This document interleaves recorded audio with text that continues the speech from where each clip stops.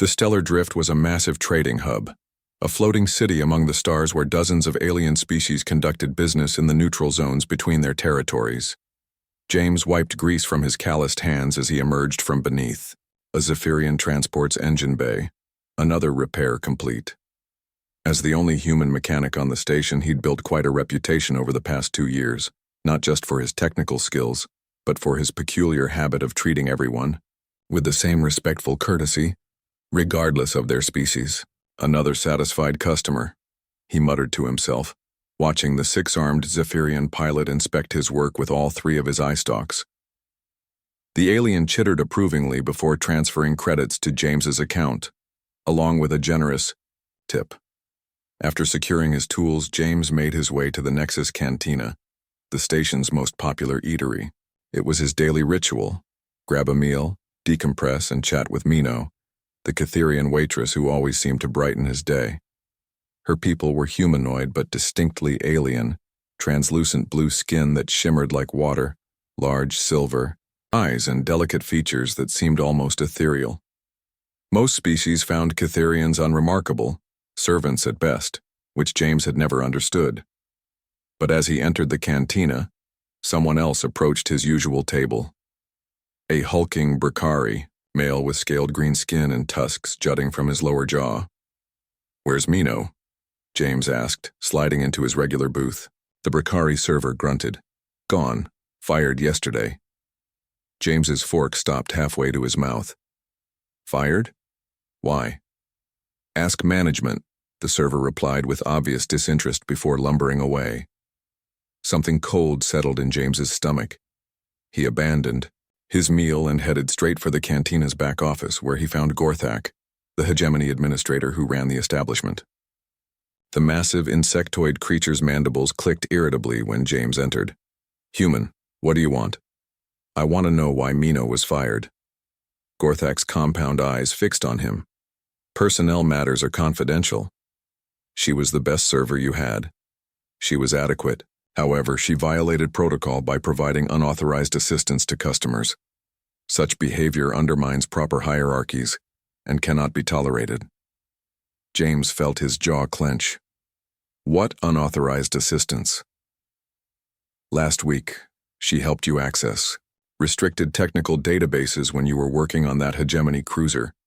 Such information is classified above her clearance level. She should have directed you to pay the proper fees to authorized channels." The memory came flooding back.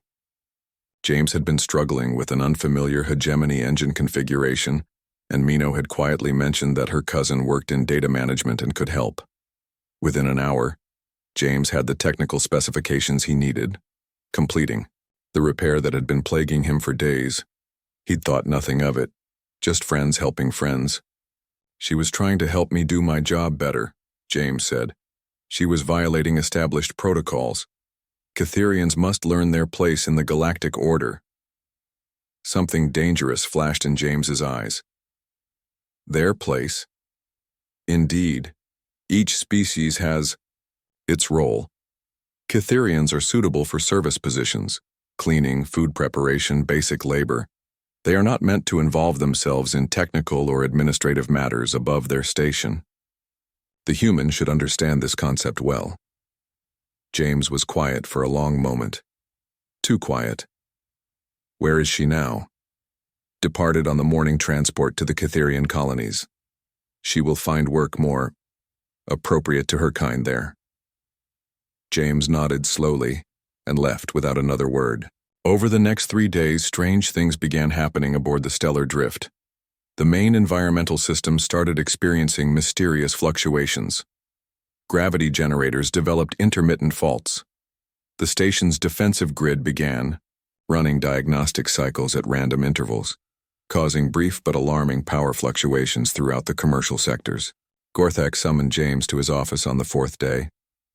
"Human, these technical problems require immediate attention. You will repair them at standard rates." James looked up from the datapad he'd been studying. "Oh, these aren't problems, Gorthak. These are features." The administrator's mandibles clicked in confusion. "Features? See, here's the thing about humans," James said conversationally. We're really good at fixing things, but we're even better at breaking them in very specific ways. All those systems? I've been upgrading them over the past 2 years, installing little improvements, optimization protocols, efficiency subroutines. What you're experiencing now is what happens when those improvements disagree with the current management philosophy. Gorthak's eyes widened. You're sabotaging the station? I'm not sabotaging anything, I'm just withdrawing my cooperation. See, every system I've touched has a little bit of human ingenuity in it now, and that ingenuity is designed to work best when everyone is treated with dignity and respect. Funny how that works. James stood and headed for the door. Oh, and Gorthak, you might want to check the reactor core. I'm getting some concerning readings, but then again, fixing that would require unauthorized assistance from someone who understands human modifications to hegemony technology. Wait, Gorthak's voice cracked. What do you want? James paused at the doorway. I want Mino back. Full restoration of position, back pay for the days she lost, and a formal apology. I also want a guarantee that species-based job restrictions are eliminated from this station. Impossible. The Hegemony Council would... The Hegemony Council isn't here, James interrupted. You are. And in about 6 hours, when the primary life support coupling I optimized last month goes into full disagreement with your current policies, you're going to have bigger problems than council disapproval. Gorthak's breathing apparatus wheezed rapidly. This is blackmail. This is what happens when you underestimate the human capacity for creative problem-solving, James replied. We don't just fix machines, Gorthak. We fix situations. And right now, this situation is very, very broken.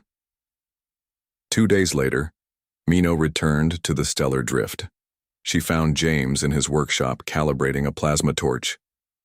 I heard there were some system malfunctions while I was away, she said, her silver eyes sparkling with something that might have been amusement. James looked up and smiled. Nothing a little human ingenuity couldn't sort out. Welcome back, Mino. The other servers are saying you threatened to shut down the entire station. Not threatened, just explained the natural consequences of poor management decisions. He set down his tools. Humans have this saying, a chain is only as strong as its weakest link. But the thing is, there are no weak links, only links that haven't been properly supported. Mino stepped closer, her translucent skin shimmering with emotion. Why did you do this for me? James considered the question seriously.